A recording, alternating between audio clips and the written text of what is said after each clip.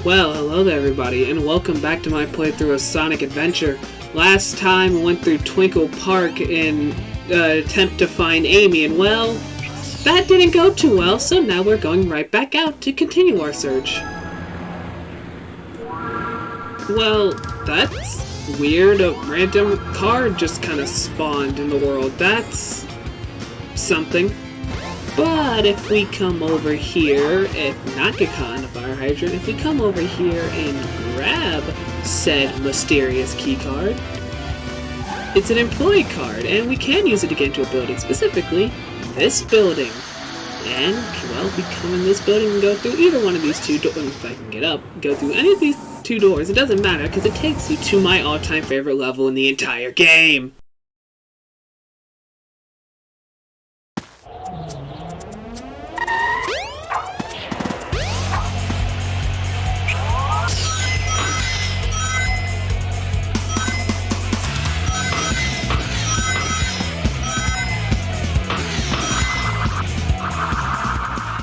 I freaking love Speed Highway!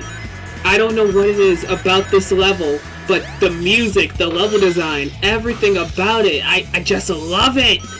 This plays like how Sonic feels in every game, and it was put into a level design.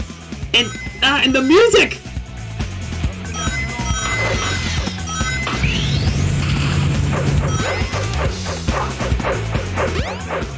That little remark of up and down and all around very much sums up this level as a whole, and I'm actually very mad at myself for picking up those speed shoes, but at the same time, not too mad, because one, they don't last too long, and two, because that means the awesome music just continues from the start. You should be able to go on further. Beware, the propellers are dangerous. Be careful. Yeah, that moment's not really spoken about enough in terms of Sonic set pieces. Sonic just casually rode a helicopter. And it wouldn't be the last time in the series. Why does no one speak about that? No, but when it comes to set pieces people talk about in this game, we will definitely get to that in a second, because the main one people remember, if not the Orca in Emerald Coast, is definitely the one later in this very level, but like I said, we'll get to that when we get to that.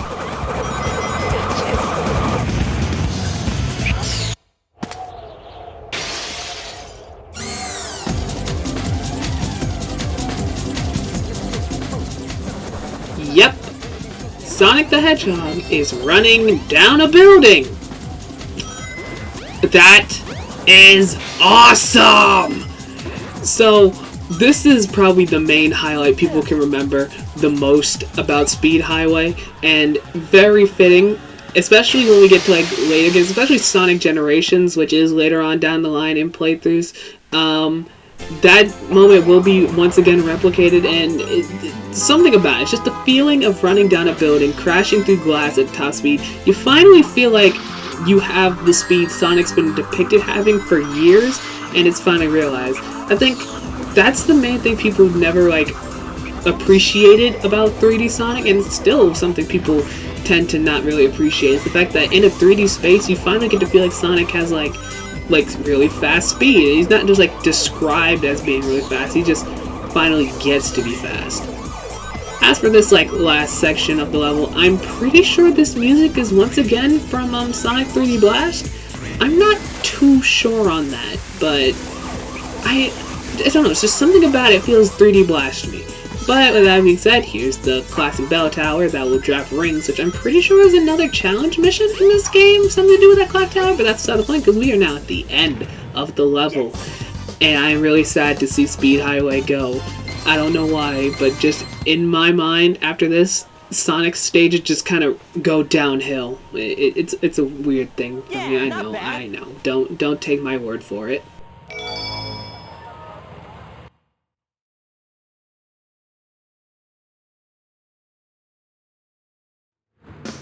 But I digress, because we are still looking for Amy wherever she may have gone.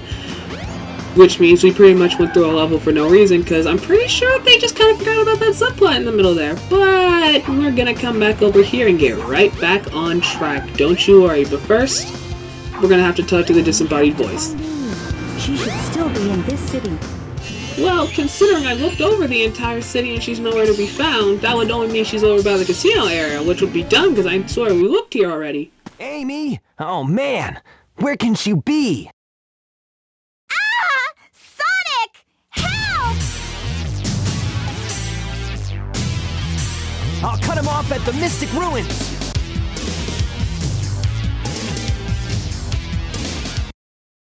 Oh. Yes, we found her. Yeah, so we're heading back to the Mystic Ruins now, and I've said it before, this game goes through a lot of back and forth between the multiple stories, between Station Square and Mystic Ruins, and one or two more extra areas added. Hey there, Bolt Brain! You better give Amy to me or I'll squash ya!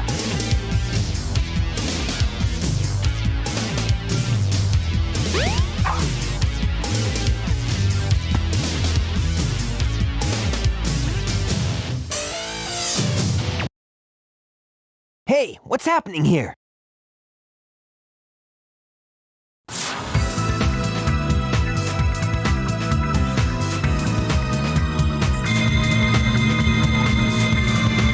Stop!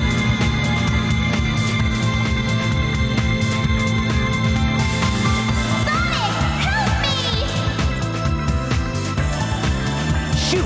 I've lost her again!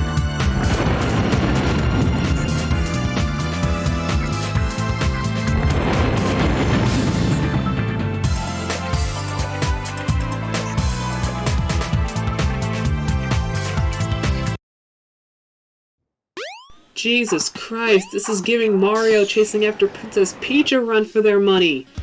Like, oh my god.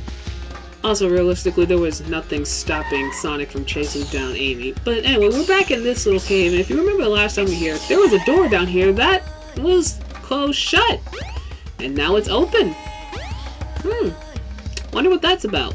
But yeah, now we can come out here, and this is a nice little open space. And if we go up to the right here, we'll be heading to our our next level. But we can't do that just yet. We're supposed to come over here and grab this upgrade.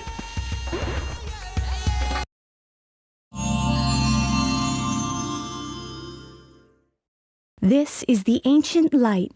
Try the light speed dash toward the enemy. With this, you can now do the light speed attack.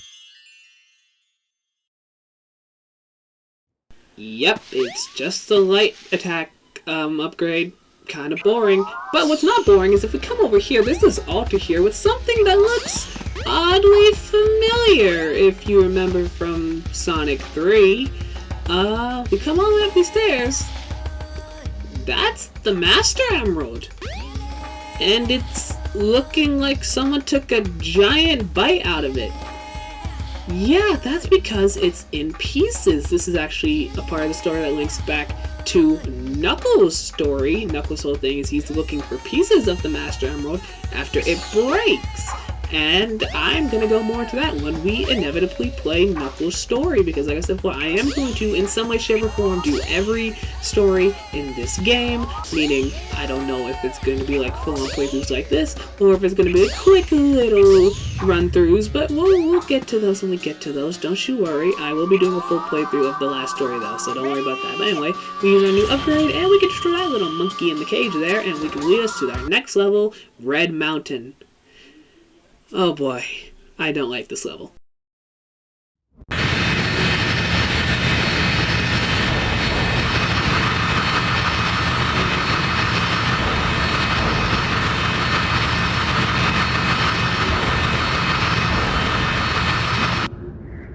And so we go and chase down the egg carrier in Red Mountain, and yeah, this is less of a chase and more of a tedious middle ground because, well, this level can be very annoying, but you want a little piece of advice from me, and even though this looks like I'm unnecessarily backtracking, always, and I mean this, as much as you can, take the high path in this level, because the higher route not only has more checkpoints in case you die to something stupid, which, given how this game's camera works and the layout of this level, may happen unless you're like me and you're just really smart with what you do.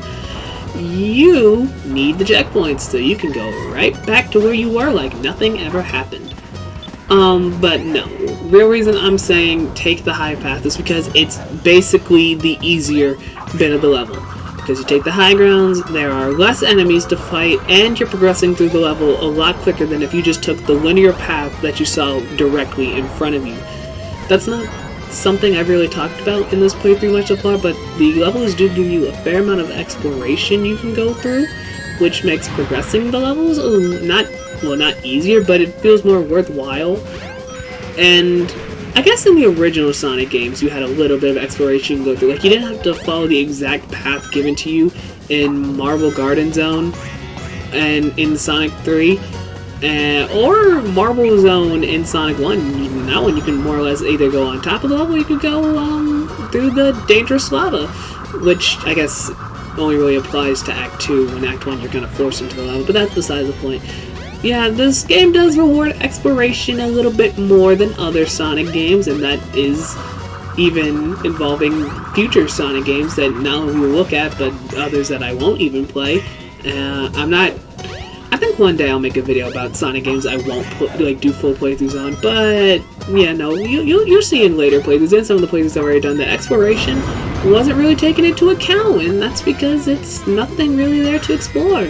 But this game is called Sonic Adventure, so you're allowed a bit of adventure. I definitely say you have a little bit more leniency on that in this game than you do in Adventure 2, since Adventure 2 was kind of more like the linear style of Sonic we're used to, but this game, yep, you're more or less allowed to free roam the entire level as long as you stay in like a straight path to the end, which in future stories you'll find are either super obvious or super impossible to find out. I'm not gonna specify because I'm gonna save that for when I get to the other characters. So, you know, we're gonna stick on talking about Sonic! Another thing you probably noticed is that just about every level in this game has like a second half to it. Basically, you go to like the main level with like the main like music, and you go to like a second part that's either like a remix song from an old game or a new track for like the second half of the level. Essentially, I guess when you really think about it, this is essentially the two halves of the level are essentially serving as like replacements for the Act 1 and Act 2 segments of the levels. So, you know what, I guess it kind of makes sense when you put it like that, and I actually don't think I've ever thought of it like that. So, you know, something new every time you turn around and you remember these games. But yeah, it basically serves as the Act 1 and Act 2 surrogates for this game. So, you know, every level for Sonic has a second half. I think that's a motif they drop for the other characters, and I kind of like that. Every character has their own uniqueness to their story, you know? It makes it feel like you're actually playing as a different character. You're not just going through the same levels you did as Sonic with, like, a new touch on it, even though that's exactly what happens. But I keep talking about the other stories, and I'm sorry. That's not what this is about. I promise in future parts I'm going to try to avoid talking about the other stories as much as I do right now, but for now, you know, we're going to just keep the conversation going.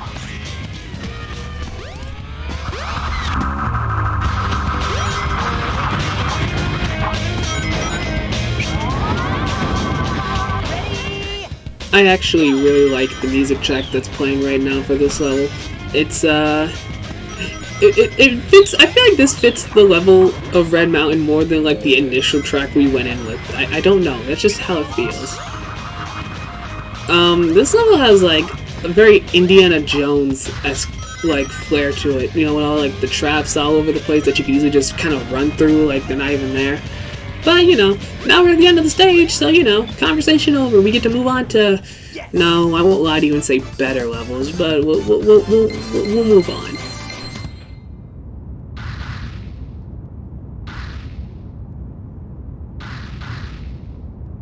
Yeah, not bad.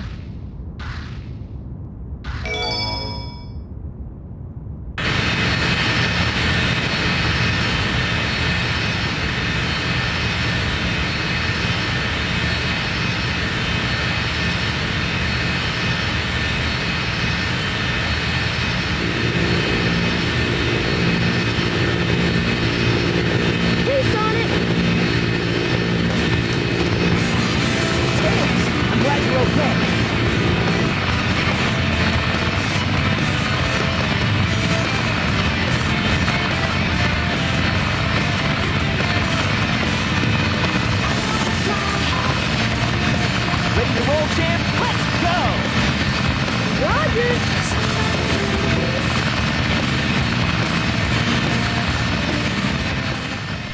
Well, Tails has sure been gone from the story for a while. Wonder why that... No. We're here. Yes, this is Sky Chase Act 2, like I've talked about the past when we did Sky Chase Act 1. And this is the one where I said before that it kind of loses that on-rail shooter vibe, but at the same time, it clearly still has it. I mean, once again, that little target reticle still really means nothing. Like, you see where it's pointing on my screen, and you also see where the bullets do not follow it. They just kind of follow their own thing, so that's why I'm convinced that's just for, like, the plane. This one is a little bit more challenging than I remembered. I realized as I was playing it.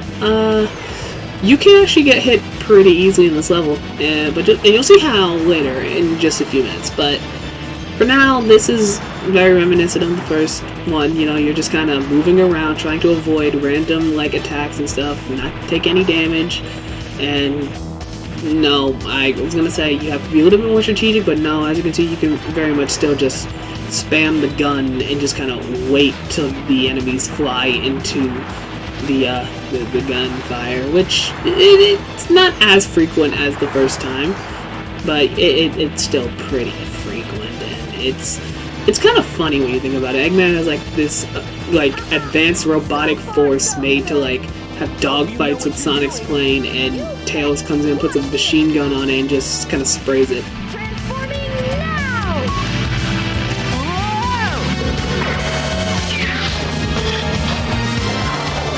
Let's do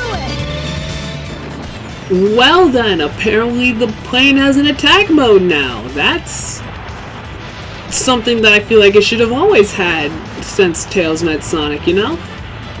This is when it gets a little bit more difficult though, because you see these little air mines are being set out here that you have to destroy, and they will block your path, and I mean they will, one way or another. So you do have to blow them up, which means you kind of have to refocus your fire. If not only you're getting charged at by like these air drones, but also these mines are going to be everywhere.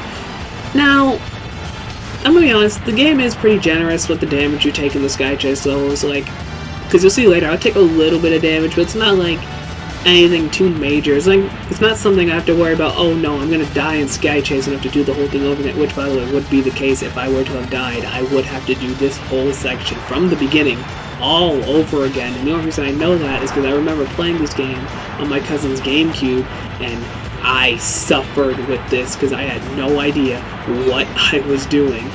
But here I am now reliving it, and I'm clearly 10 times better. I'm just so good at this game, yo. No. But all jokes aside, no, if you die, you do have to restart Sky Chase from the very beginning, which isn't fun, but I guess was kind of the case of the original Sky Chase in Sonic 2, which also wasn't really fun. But now we have a bit of a boss fight with the egg carrier. It becomes a more traditional thing where you just have to shoot it. Except it's super easy to cheese it, as you just saw, because if you just kind of sit in the middle as it charges that big laser, yeah, it takes a lot of damage really fast. And in some cases, if you're lucky and like skilled enough, like if I had more health, I'd probably be doing this more often. Just kind of sit in the middle and just kind of spray it down like I just did. Like that probably would have been over so much faster than it was if I had just done that from the start. But yeah, you can kind of just do that and cheese it. Yeah, this game wasn't one make you strategize.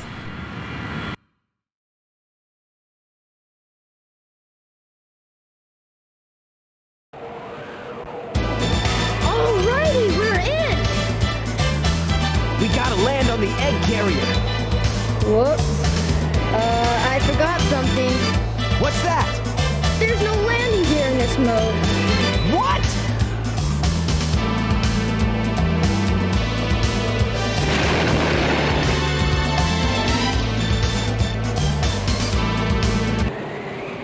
Wow! This thing is really huge! No time to gawk now. We need to find Amy. You're right, my friend. So here we go! And thus, here we are on the egg carrier, getting ready to go save Amy Rose, but that's going to have to wait till next time. So thank you guys for watching this video. Leave a like on the video, comment, and subscribe for more Sonic Adventure, and I'll see you guys in the next one very soon. Goodbye.